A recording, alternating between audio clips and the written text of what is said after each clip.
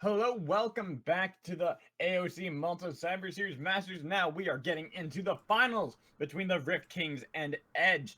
Should be really exciting matches as we just saw the Rift Kings take down Raving Raptors Academy. Now, to get to the finals between two really exciting teams to watch. Yeah, and I think the biggest thing coming out from that game that we just saw is not anything that transpired during it, but the advantage that Edge come into this match with. They got some extra time to watch the Rift Kings play, but not only that, Rift Kings had to prepare for two different opponents today, whereas Edge only had to worry about the Rift Kings. So I definitely think they do have the upper hand mentally coming into this one as far as preparation is concerned as well. And the Skarner band, no surprise, Yeah, Colonel I'm did not pretty good. surprised. Yeah, he did really. Brandon was the one who played it. That's But right, Brandon. Brandon did a great job, and that's Evelyn and Skarner. They are focusing Brandon right now. They're trying to put him on a really uncomfortable champion in order to try to see if they can get even more of an advantage than they already had. Yeah, already a ton of jungle bans taken off the table by both teams. You even have the Rengar thrown in there from the Rift Kings. But with the Vladimir ban, again, last game we saw the Syndra make it through. Rift Kings didn't care too much about that. They seemed like they had a strategy to play up against it with the Lissandra, but I have to wonder if Edge run a cleanse out of that middle lane. If they do go for a Syndra in the first rotation here, it could look a lot stronger than Donut Dominators did last game. Yeah, definitely. I agree that if they do take that cleanse with the Syndra, if they do opt for that in this first rotation, that would be a really good pickup. But we do see that they're kind of taking their time on this one. They're wondering if they should take that Syndra or if Sadbest and the rest of the Rift Kings are trying to bait them into that pick.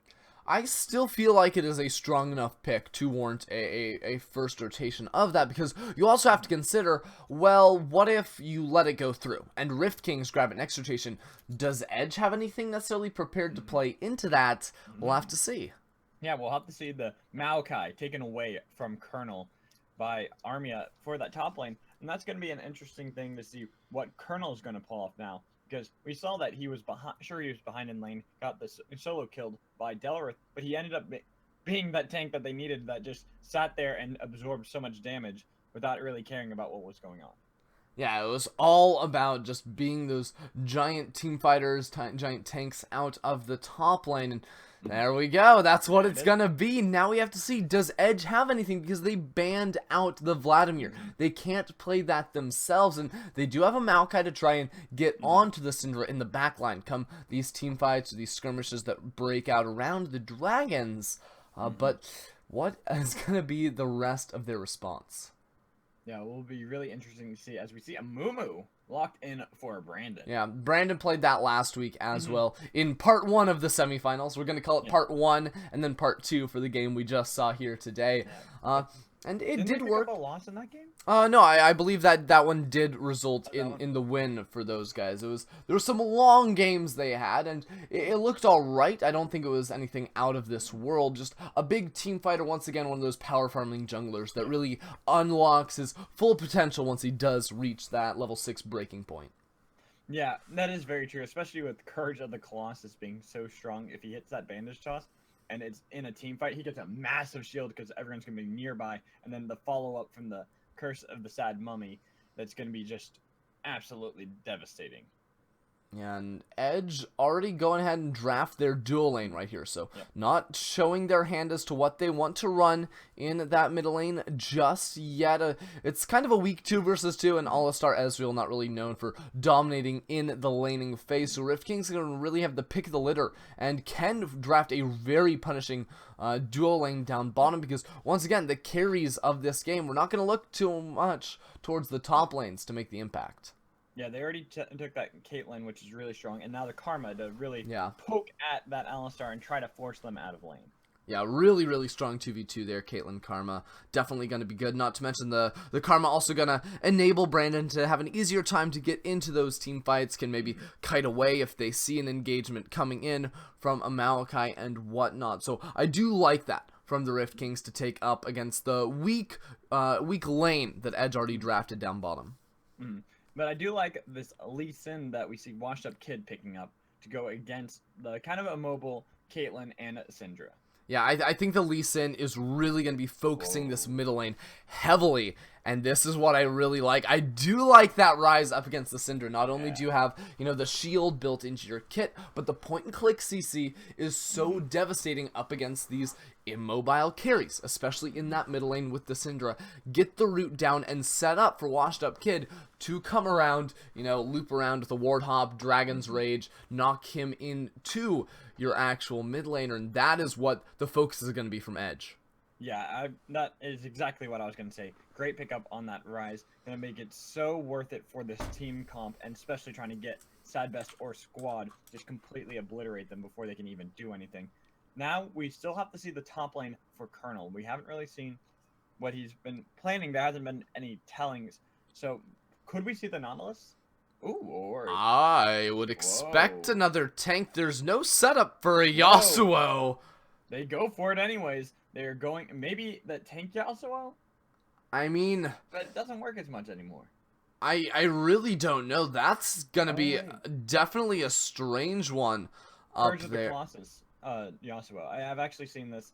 It's an unusual one still, but you actually take Courage of the Colossus on Yasuo, and when you go in with your E and then you proc the knock up with the Q, it actually gives him a massive shield. Yeah, but it's not gonna be a massive shield unless you're building tank stats, because it scales off of your own tank stats, and then the amount of enemies that are nearby, and still it really is your HP. So I don't really understand that pick all that much.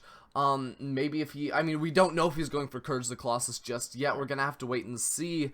Maybe if he wanted to get the most out of that, he could go for like a Frozen Mallet, but I don't know. It feels very, very strange, and we're used to seeing this crit chance Yasuo, which makes a lot of sense. Phantom Dancer in a side lane, something along those lines, but up against a Maokai, I have a hard time imagining that he's going to be able to do all that much, not to mention, with all the dashing around, those are all spells to make up for the Maokai passive, so every time he casts Q, every time he casts E, that's going to allow Armia to get the added sustain, so I really don't see it working out all that great. No, I agree. I don't really like the pick. I was trying to justify it and give Colonel a little bit of the benefit of the doubt on that one. It is a very unusual pick, especially with the team comp. Like you mentioned before, no knockups on the side of Rifting outside of Colonel. So it's not something that... It might have been better drafted on the side of Edge, because they have the Lee Sin, they have the Alistar, they even have the Maokai. That would have made a little bit more sense, but like Moo, technically we have the knockback from Sad Best on that Syndra, which you can actually get the proc of the ultimate and the last breath, but it's really the only option they have. Well, if you swap over Colonel for Picklesaur, then it looks like, oh, you have a Yasuo comp. You got all these knockups. Back in the day, think like Season 4, Maokai Yasuo is actually seen as one of the best combos in the game, because the point and click from Maokai, you TP home guard into the backline, hit up an AD carry, and they're just dead because Yasuo is really strong. But Yasuo isn't really perceived as being that strong of a pick anymore. And especially up in that top lane, he's going to have to really make it work, and I feel like he's going to be a better split pusher, if anything, than team fighting, because there's so much lockdown, so many ways to just crush through his HP bar in a team fight, and just make it so that he can't go anywhere and really do anything. Yeah, it's a weird pick. We'll agree with that. Let's focus on other areas, though, of the teams, just so that way we don't consistently talk about one topic. I really want to talk about the matchup between Washed Up Kid and Brandon. Lee Sin going into a Mumu, which is generally considered in the benefit of Washed Up Kid. Oh, absolutely. Lee Sin going to be able to run away with this early game. Not to mention, he can punish. He's going to focus heavily around, I believe, top lane and mid lane for this early game. Later on, he could go down bottom, but I don't know. There's a lot of setup from an Alistar, but if you see this Yasuo, I think you really can punish it with the point-and-click lockdown that Army is going to be able to bring to the table. Also, mid lane, once Washed Up Kid does get level 6, even he could go for a gank a little bit before that to try and blow away a couple of summoners from Sad Best, but Washed Up Kid is going to be extremely active. That is one thing I can say with absolute confidence, whereas Brandon, once again, he's not going to have the greatest impact until we make it later into the game towards these team fights with his ultimate. Yeah, with the ultimate, though, we could see a potential for a level 4 or 5 gank coming in from Brandon. Bandage Toss, if it lands, is does bring a good amount of CC in itself for a single target focus, especially if you go for the mid or the top lane.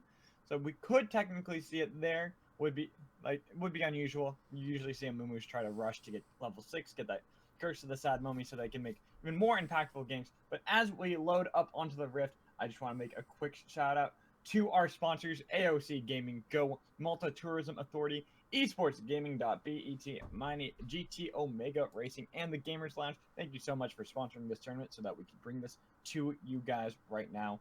And I'm really excited to see how this match ends up playing out in the first game of the finals between Rift Kings and Edge. It's gonna be a good one. And Colonel, that is not the Curse of the Colossus Yasuo in the top lane. He's going for Fervor of Battle. Very, very interesting out of him. A lot of people have been straying away from Fervor of Battle, and Warlord's Bloodlust could have been another viable option for him with the sustain, but he's going to be looking to get pretty aggressive up there in the top lane. But again, my worry is that he's not going to have the support from Brandon he needs, and that Washed Up Kids will be up towards that top side of the map, but we'll see how this one plays out, Magic. Yeah, it looks like it's going to be that split push Yasuo you were kind of talking about, but oh man, it's a confusing and boggling choice from Rift Kings, who showed a really good draft last game against the Raving Raptors Academy, and maybe they know something we don't. Maybe they're just Colonel's really good with Yasuo, and he knows how to play against a Maokai on that champion.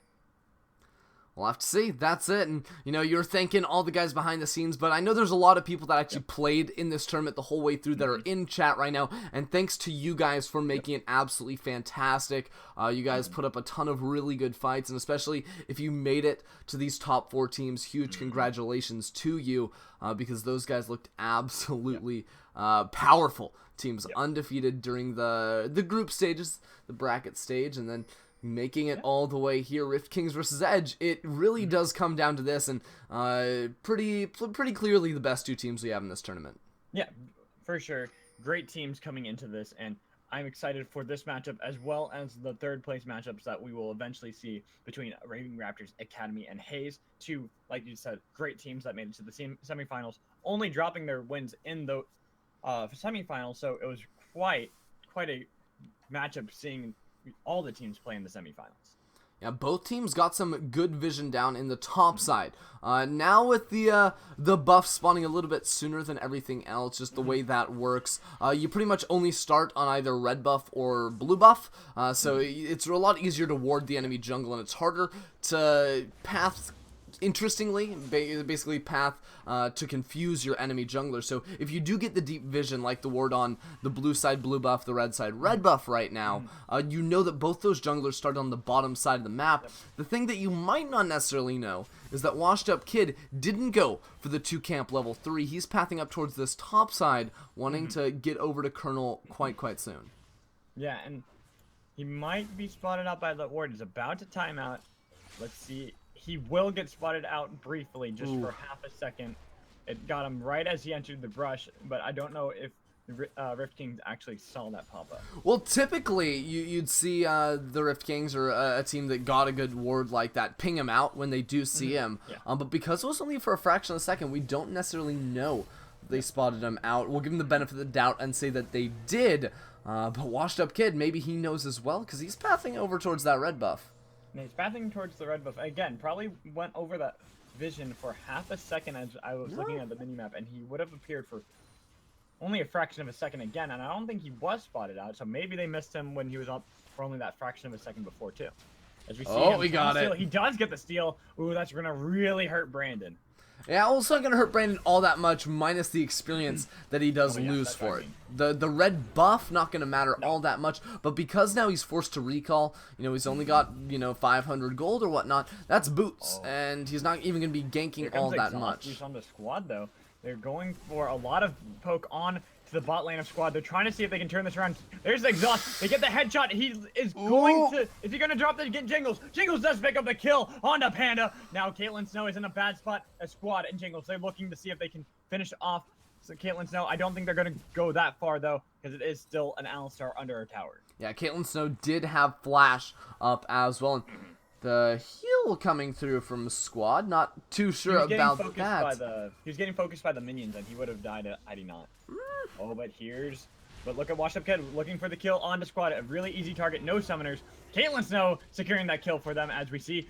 Here comes Washed Up Kid. Oh no, he got stunned up under the tower. There, flash in from Brandon. He wants to get that kill, but he gets stunned up by Caitlyn Snow, using the trample stacks to get the stun and save Washed Up Kid. Oh boy, 1 for 1 right there. But the key difference being Panda Opa does not secure an assist, whereas King Squad did. Now both of them will return to lane with fairly similar itemization. Both going for Cole's gonna farm up, scale up a little bit more. The only difference is gonna be a dagger, which shouldn't really skew this lane too heavily. So I do think we are pretty much still all evened up in this early game. Oh, look at this. Picklesword has made the roam into the top lane. He's looking for Colonel. Colonel's got Armia really low. He does get the kill. He's going to try to see if he can put a little bit of damage back on Picklesword. But Colonel still coming out in the advantage, even though it was technically a 2v1. Really don't know about though, and Armia still had the flash available, walked straight back into the minions there, and pretty much just suicides up against Colonel. That's not what you want to give over to an unconventional pick. Typically, these unconventional picks can carry games. You know, we saw Akali last week, I believe, completely run away. You just don't see that all too often. Oh, but here's Sad Best in a really bad spot. There was the ward hop from Washed Up Kid. They get the Sonic blast onto Sad Best, and they wanted to go for it, but really smart move by Washed Up Kid to not actually follow up with the kill. I don't know, man. When the Q lands, I was feeling it. What is it? My mind's telling me no, but my body. Oh, now they're going for Squad. They get the stun from the trample stacks, but forcing the arcane shift from Panda Opa. Look at this bot lane, though. Really, just back and forth constantly. I think you just are enamored by my singing earlier. Yep. Enamored is the word for it, Magical Voice. You're right. You're right. Yeah. See, I know exactly what you're thinking. You know, every time, totally. I'm sure you do. I'm sure you're telling yourself that you know it all. You know what? That's okay. We're gonna move straight on from that and get back into this exciting match and stray away from the whole singing situation that we don't really want to hear about. You know, it's okay, but now we got Caitlyn Snow just going hard onto Squad, consistently getting that headbutt pulverized, and then getting the trample stacks that he needs to get the stun onto Squad. That's what I love about new Alistar, honestly, is Alistar before had good CC. New Alistar has amazing CC. Yeah, no longer is it just the headbutt pull combo. Now you have a little bit extra to go in there for. And it is funny. We just saw Sad Best make his way up towards the top lane. Both these mid laners have had their turns up there, not been hugely successful with it. Yep.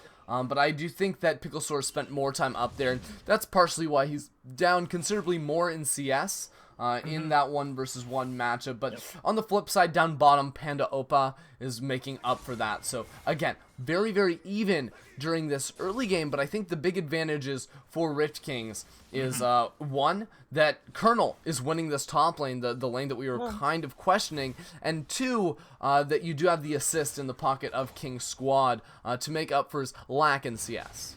Well, he's winning based off the kill, but if we look at the CS, Armia is doing a really good job on this Malachi to at least stay farmed up. Yeah, fairly even though, so the gold even, advantage is going to be pretty heavily in favor of Colonel. They're also able to, actually no, that's Edge that's picking up this dragon to kind of fire back a bit. Yeah, they're going to be able to fire back a bit, get that for themselves, as we see Colonel takes a lot of damage, while Armia didn't really take that much. Yeah, gonna be looking at bottom lane now. Engage. The Squad is gonna get stunned up. That's gonna be a kill. They're gonna get the Dragon's Rage onto Jangles. They wanted to get more, but unfortunately the Dragon Rage only kicked to the side and not back into the team. Yeah, very, very close right there. Still hugely successful. Panda Opa gonna be picking up that kill. Gonna be very, very good for this. Ezreal is just trying to scale a little bit later on into this. Yeah, but look at the top lane. You talked about Triple Doran's ring. Yeah. Triple Doran's ring. We used to see that a long time ago before we saw some nerfs to Doran's ring a long time ago. A long time ago. That was, what, season 3, I think. Yeah, a long time ago. That shows my age with playing this game, by the way. Oh, man. Season 3 was when I was getting into it. Yeah. See, I've been playing since Season 1, I remember Skarner had just come out when I started playing. See, I started playing right around when Elise popped her head onto the rift. Oh, okay. So You've been playing for a decent amount of time still. Oh, and here comes the engage on Armia as Brandon misses the bandage toss, so no more follow-up. Here's Wash Up Kid using the blast cone. They're looking for Squad. They get the Sonic Wave onto Squad as the trample stack is going to get the kill. As we see the Realm Roller coming in from Picklesaur, they're going to get the kill to Panda Opa as we see the dive coming in. Picklesaur taking the kill onto Jangles. Yeah, 2 quick kills for Edge. It was looking a little bit rough for the first 5 minutes or so, but since then, they have been destroying down in this bottom lane, and I thought their answer to the Syndra was going to be camping it in the middle lane, but they have just ignored it entirely, and it's had relatively little impact in this match thus far. Yeah, and I gotta say, that was a really good Realm Warp coming in from Picklesaur, making it so that they could continue into that dive. We did see the Scatter of the Week hitting on the Picklesaur. There goes the bandage toss. Are they gonna look for more? Caitlyn Snow is engaging onto Sadbest so that they can't really follow up on the Picklesaur, who's still alive. They get the kill onto Sadbest. Now the next target is Brandon's Squad and Jingles. They've respawned. They're back into this fight, but the Curse of the Sad Mummy was used only onto one member. It really wasn't that impactful in that fight. Yeah, and even if the Rift Kings had gone a little bit further forward, Armia had TP available. He could have joined in on that fight. So having the numbers advantage everywhere, and that speaks a little bit again. Holding onto your TP going to be very, very beneficial. And even though Colonel has just came back up, he used it aggressively up in the top lane, he has the kill, but now the CS differential is starting to shine through a little bit. Armia getting himself a slight advantage there, and with all the makings of a Sunfire Kit, the triple Doran's ring, Colonel has had no impact more than that first kill in this lane so far. Yeah, and honestly, I think that has a lot to do with just the Maokai Yasuo matchup. It's Maokai's going to constantly be able to get that passive and stay really healthy with the Courage of the Colossus stack too, using that shield to absorb a lot of the damage that Colonel's going to pump out, who only has a Phantom Dancer. He doesn't have that much more under his belt at the moment. It's gonna be a while before Colonel really starts to come online. If he goes for maybe an Infinity Edge next, but they're looking for the ball lane. They're looping really far out. He's still only level 6, so he does not have the Unbreakable Will, but they're gonna get the kill onto Squad easy on that one. Panda Opa is now 4-1-1 on that Ezreal. Yeah, Picklesaur didn't even really need to use the Realm Warp. He was just really a shepherd there, moving Squad into the rest of his team with that ability. But the pressure continues to mount, and I really love the usage of Edge just all around, not even just the team comp, now into Sadbest. There's a flash. You don't flash. No, you do not flash the Twisted Advance unless it lands.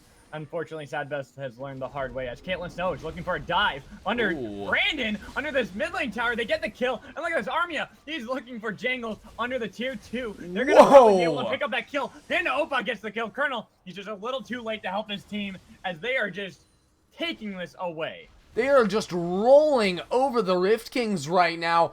I mean, it started out in the Rift King's favor. They were up 2-1, had some leads, pulled off the 1v2 in the top lane, but since then, Edge have been completely running the board right here, taking 2 outer turrets, taking all the kills, and Panda Opa, he got first blooded, remember?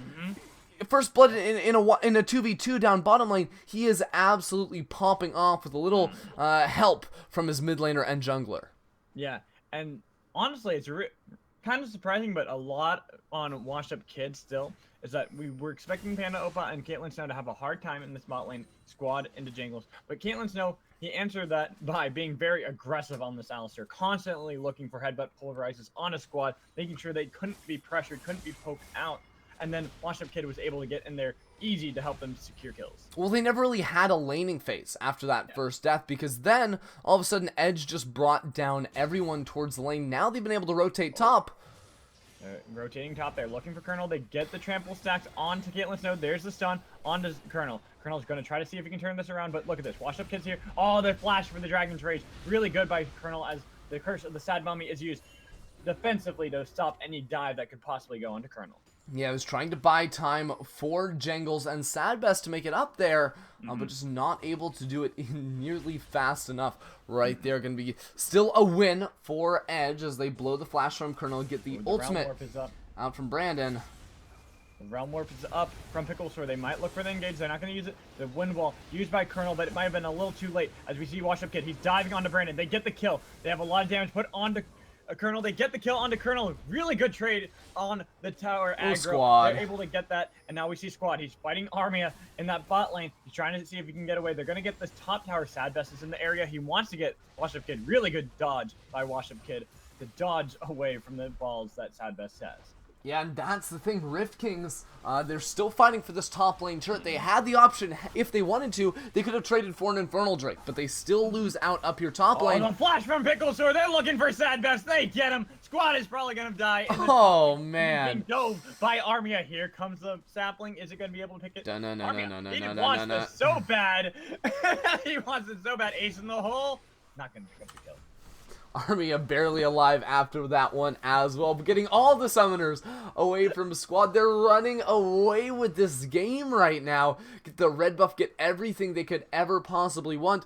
And there's just Infernal Drake waiting for them whenever they want to go take that one as well. They've got all the advantages, and Washed Up Kid even is going for a Youmuu's Ghostblade as a first item on Lee Sin. We're seeing the full damage Lee come out right here. No respect for the Rift Kings.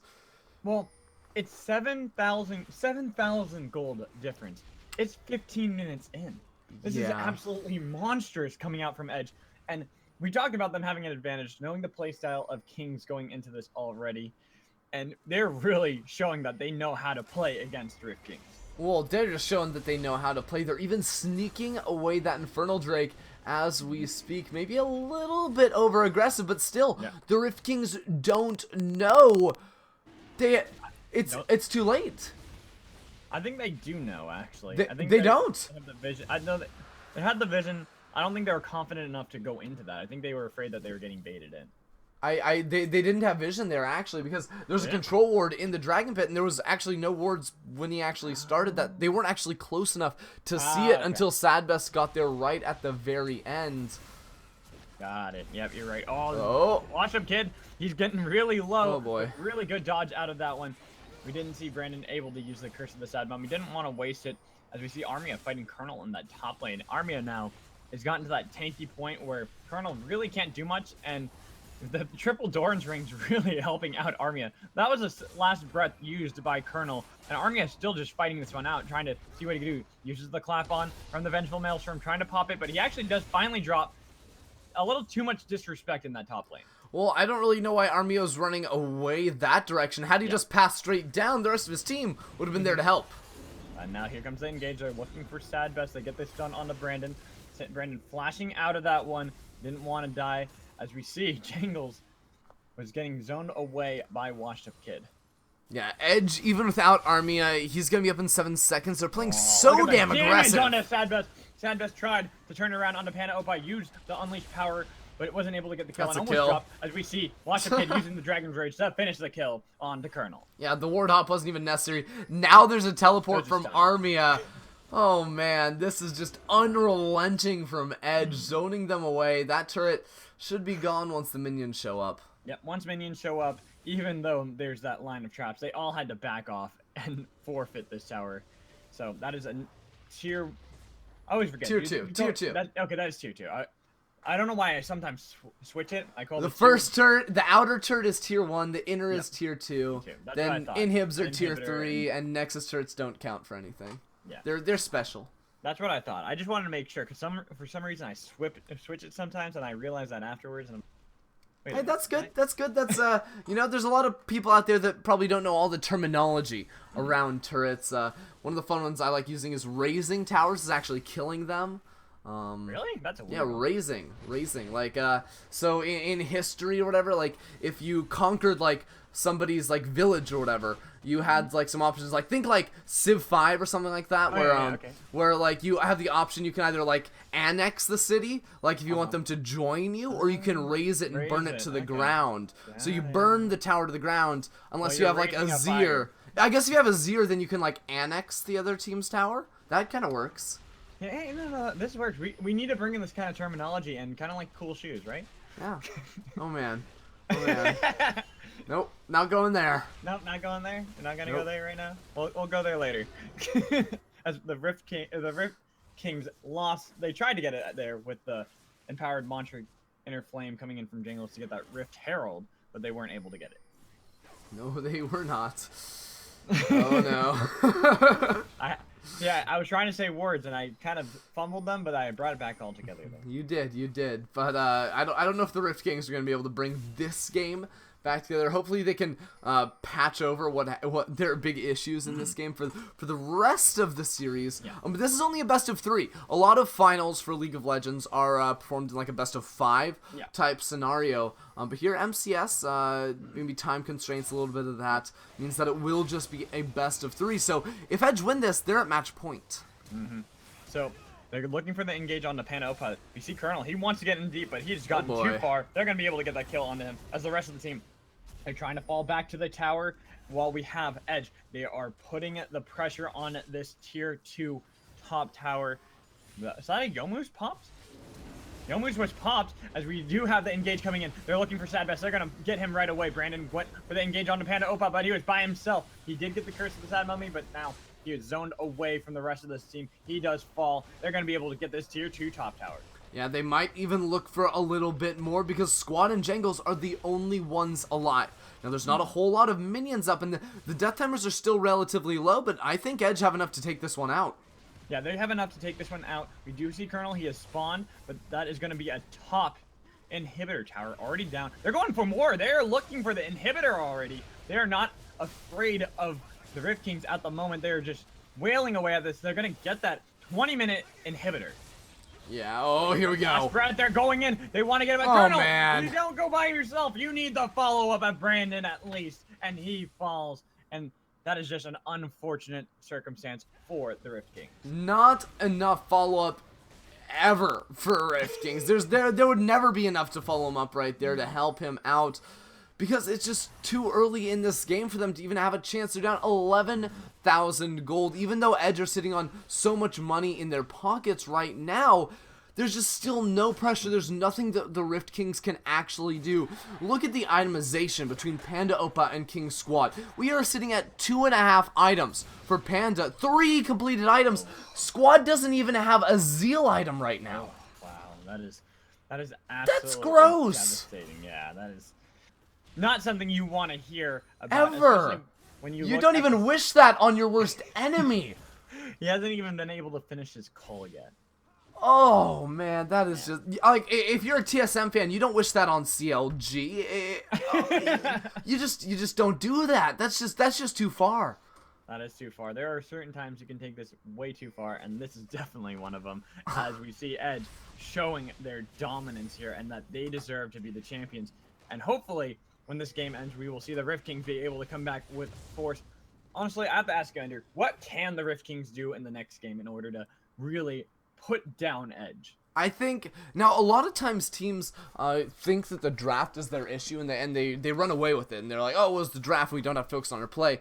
Well, this time it really was the draft. I think they need a better early game jungler that can match the plays from Rift Kings, and other than that, just play with the vision a little bit better. Don't let Washed Up Kid crush bottom lane. Run Sadbest, here comes the Realm Warp. Get Sadbest, he is so quickly to Picklesore. We did see the headbutt pulverize coming in from Caitlyn Snow, but it wasn't really necessary. Double kill onto Squad as they are looking for more. They're going to be able to put pressure onto this tier 2 with no cares in the world that there are minions or not. Caitlyn Snow just tanking it for days.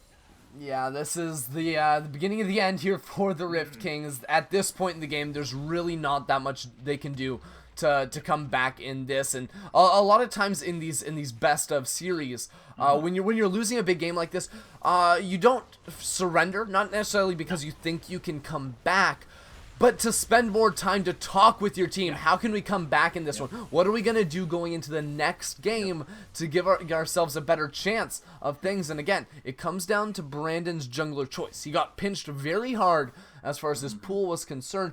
Couldn't get anything better than, I guess, the Amumu for himself, but he's got to change something up, and other than that, you have to make these high priority picks work out, like the Syndra in the middle lane. Yeah. Honestly, if I were on the side of the Rift Kings, I would ban out the Syndra. They haven't shown the best game on that Syndra, and I kind of like it better when we see Sadbest on something with a little bit of mobility. He did a great job on that Lissandra, and he tends to be someone that the Rift Kings kind of rally around him, or even Squad being someone that they kind of rely on too, but both of them being down 0-5 in this game. Oh man, Washed Up Kid is building an Infinity Edge as a third item on Lee Sin. I don't think it gets meaner than that. That is something else. Yo, Washed Up Kid, man, that is some.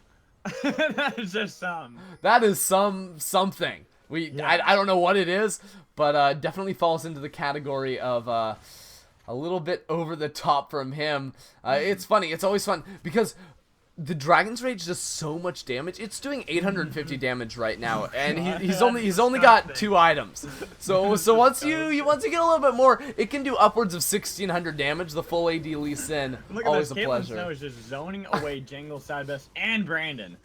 And here comes a Realm Warp. Oh, really good Realm Warp, but it's right onto Colonel. They're looking for the kill. Oh no! Force the flash, but he is still going to go down as they're looking for more. Look at the speed coming in from Pickle Sword. He dodges away from the scatter of the weak from Sad Best. And here comes the teleport from Armia. They're looking to end this game right now. They have the advantage. Armia putting the clap on, trying to see if they can get Squad. They finish him off really quickly. Really good scatter of the week though from Sad Best, but it's too little, too late. Flash in from Armia. They're looking for the kill on Sad Best. They get it. Brandon's the next focus, but the Dragon's Rage only gets him to safety as he is now in his tower, but that will be game. The True Shot Barrage coming in from Panda Opa. They want to see if they can get more kills while the Nexus is being whittled away by the minions.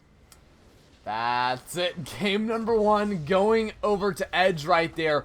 Hugely ridiculous performance from them. 25 minutes in, 22 kills to 3, a 16,000 gold lead, completely shut out the Rift Kings of turrets, of dragons, any objectives whatsoever.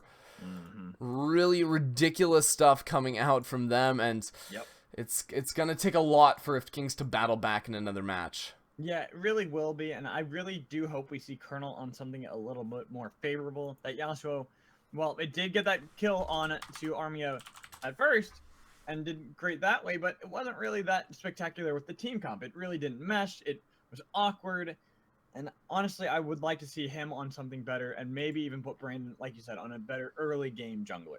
Yeah, we'll be back in just a little bit. Rift Kings have to do something to force this to a final third game. It's game point for Edge. Who's gonna take it home? We'll be back in a bit.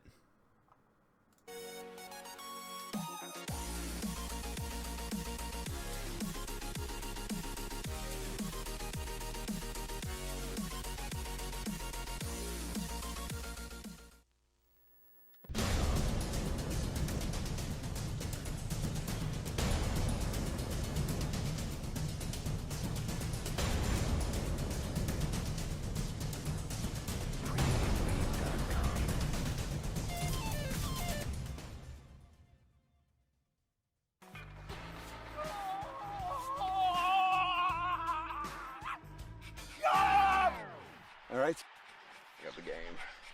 Yeah! Go!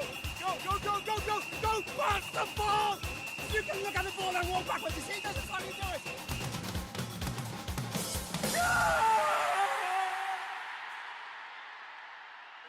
Watch TV anywhere for free on 4G. Now that's something worth shouting about.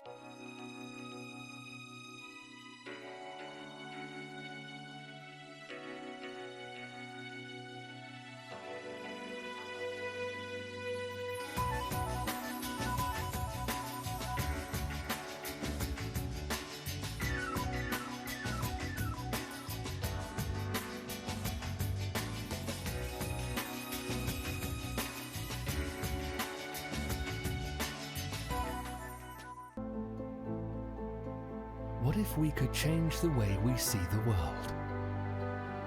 Rediscovering ourselves through the people we meet and the moments we share. Each experience, every encounter, changes our perspectives, leading us to live life our own way. Miney, money my way.